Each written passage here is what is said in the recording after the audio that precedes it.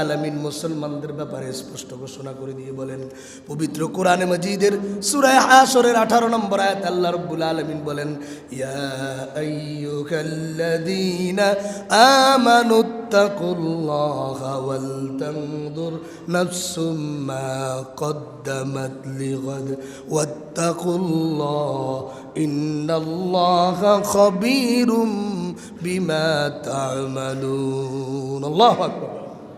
আল্লাহ রাব্বুল আলামিন বলেন, ও আমার ইমানদাররা, তুমি কেমন ধরনের আমার বান্দা হয়েছে শোনো।